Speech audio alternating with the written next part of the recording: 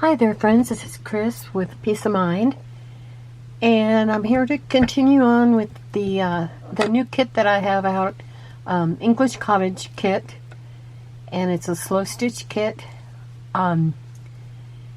It comes with, it's in my Etsy shop, and it will come with all the fabric and so on that you'll need for your, to complete your kit. You can make this on your own if you want, and let me show you. Let's see.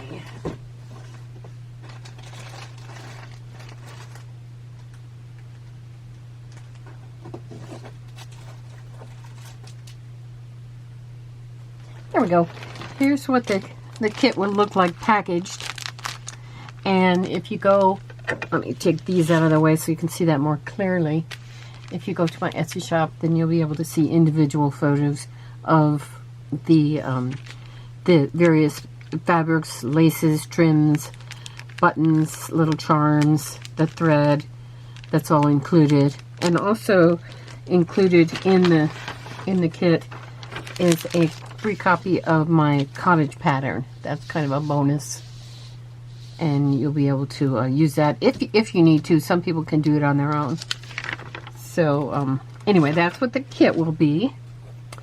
And I have constructed two kits, two of the pages.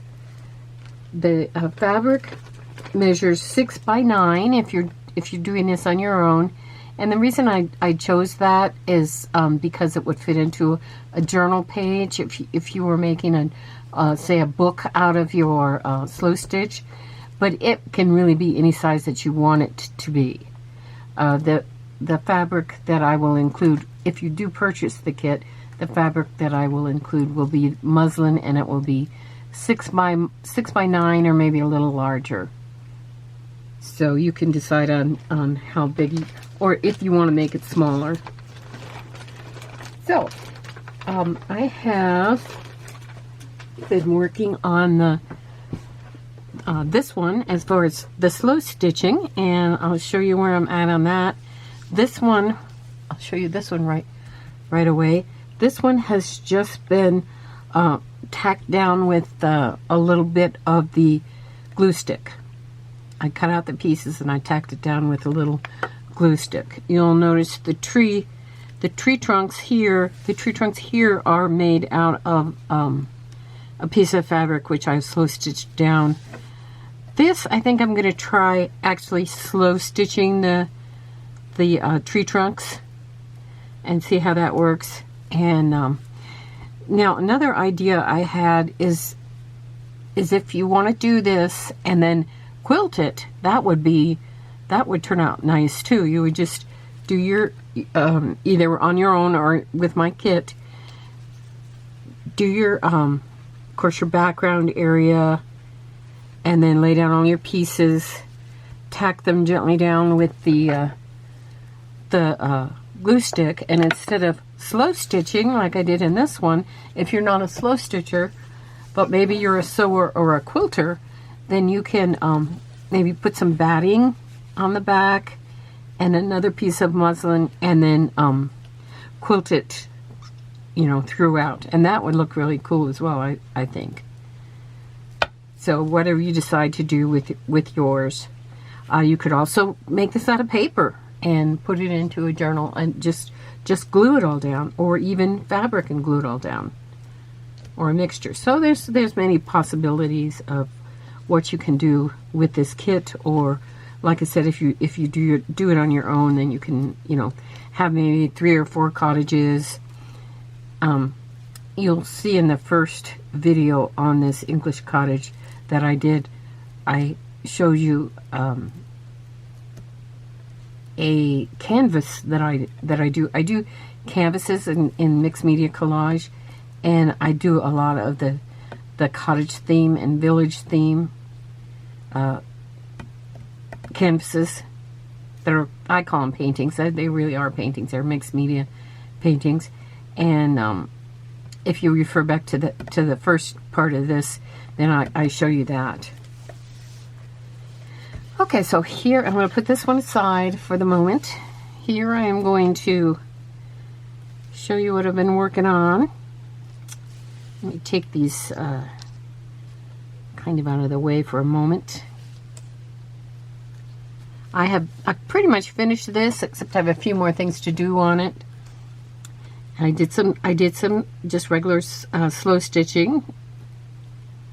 The slow stitch is basically just an in and out stitch or a regular stitch, and you can do it any width you want. I did it here where I tacked down the trees. Here I did kind of a whip stitch or a blanket stitch on the edges of the house, and then on this part of the roof, then I did just the slow stitch. I put this lace flower over here in the corner. I don't know why, I just liked it there. I still have some more slow stitching to do here. I have to stitch down the chimney, and I have some more stitching to do here on this side as well.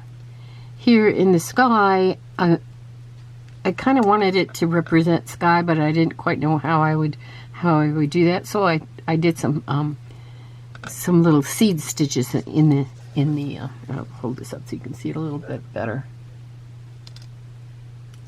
I'll just show you the whole thing a little closer.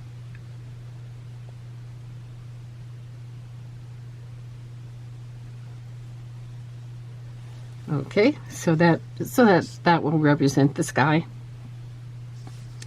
Down here, I did use the mushrooms. I will need to slow stitch those down a little bit more, or possibly I might use some little seed stitches on these white sections using a white thread to tack that down a little better. But yet it won't show as another color on there. I did do some tacking down of some of the white lace using white thread so that it didn't show quite as much. I didn't want the background to jump out edges, so I tried not to use real dark colors on the background. I used some tiny little buttons for flowers down here, and I made a little lazy daisy flower down here. Right now I'm doing this stem stitch to go up around the little pathway. Excuse me. And I'll show you that. I don't do too much sewing on my videos because I know it takes time, and most people can refer to a lot of other things to see how the stitches are done. But I do like to show a little bit. My thread's getting tangled, so instead of trying to pull it through fast, I kind of untangle a little bit and then pull it through very gently. Okay, I think I'm just going to do one side of this pathway, and I'll see how that turns out, see how I like it.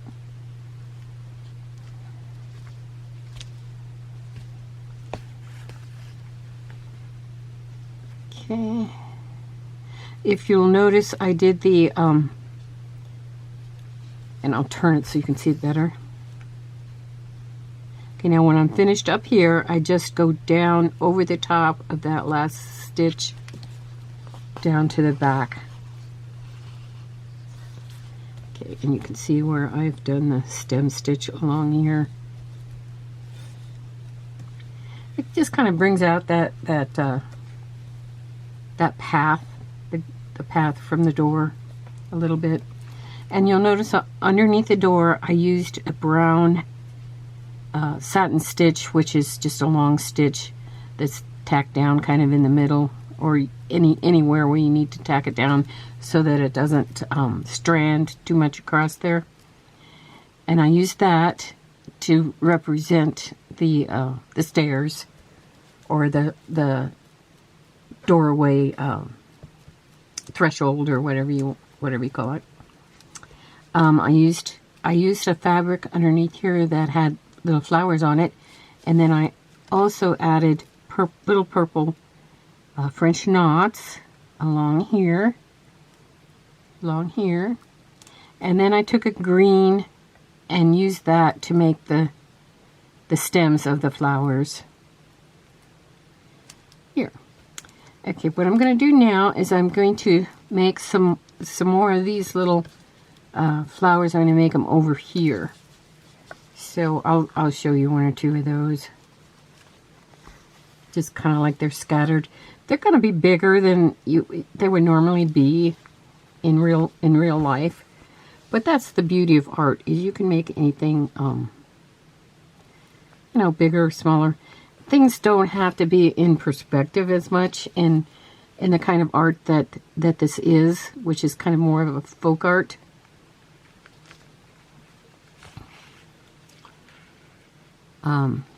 If you look at some of the best folk artists, which I believe Grandma Moses to be the best, and I admire her so, because she didn't even start painting till after her children were all raised and she had grandchildren and so on. Because of course back in those times when she was living on a farm, she didn't have time. She didn't have time to paint. But her perspectives were skewed a bit, and that's kind of the beauty of folk art. Things are larger in some areas or smaller than they really should be, that type of thing. And I just love that. Okay, so I'll make one more little petal on this one. I'll call that finished. I have a thread that's coming up out of there. I'll just clip that off here. I hope you all are doing well. I live in Colorado and it's raining right now quite a bit. We need the moisture real bad. But tomorrow it's supposed to snow. Here it is, May 20th, and it's supposed to snow. Oh well. We'll just have to take it. I would rather have the rain, but we need the moisture, so.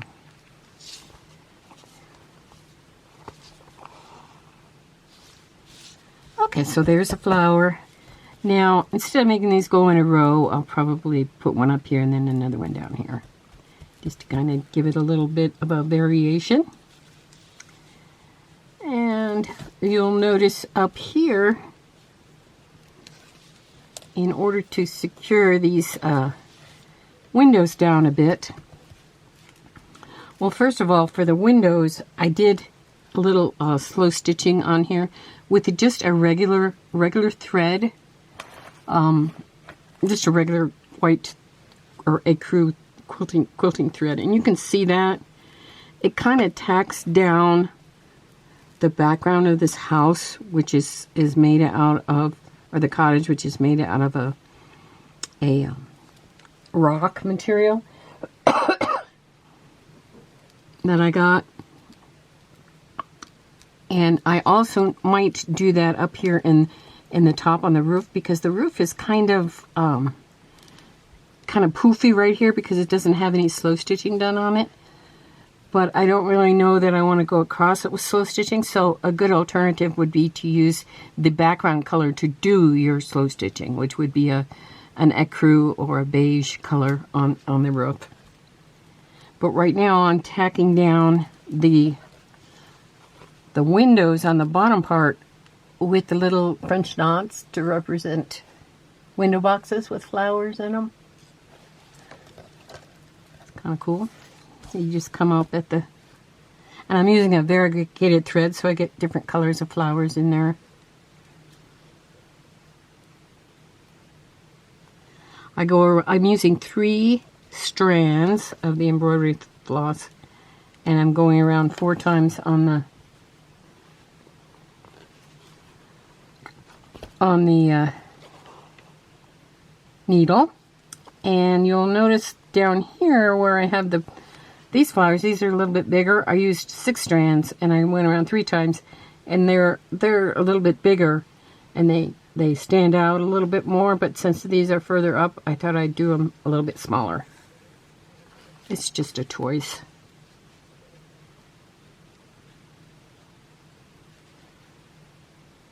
Okay. If you wanted to, you could just do like little seat stitches up here along where the oops, it's a little hard to pull through. Sorry about that. I probably put it around there too much. Okay, then I hold my thumb on there. Excuse my fingernails. They need to be redone. So sorry about that.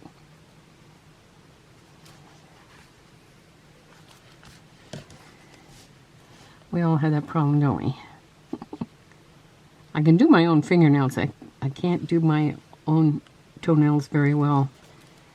And I find that if I just use regular polish on my toenails, that they wear off really, really quickly. So in the last few years, I have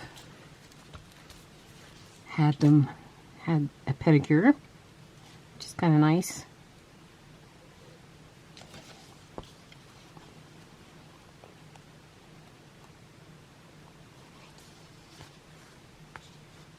Okay.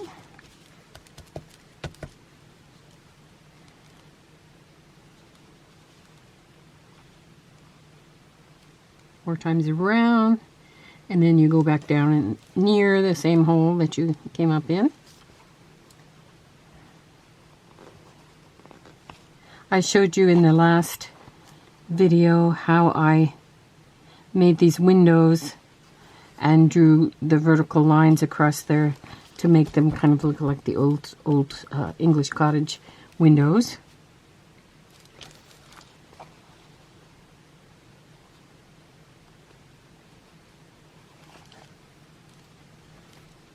Okay, and we'll just continue on. As far as what to do with this, you can basically you could add it to the cover of a journal.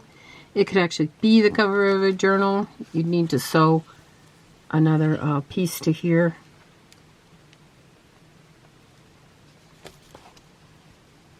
You could use it as a framed piece. You could mount it to a pretty color.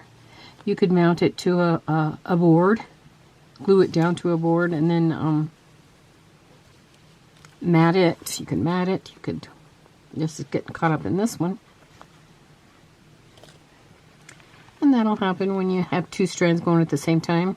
I won't try to clear that out right now, but you can see how these little flowers look on the window. And I also have a little of the beige thread going through the door and on the sides of the door to tack it down without actually having any of the threads show very much. And that's just a choice that I made, because this piece is so small that if I add much stitching to it, it kind of takes away the detail of it. Okay, so I have the cross stitch here. I've got to do some more stitching up in here, and this is just a thread that's got some more stitching up in here to stitch down the rest of this flower. So I'm almost finished with this, so I'm excited.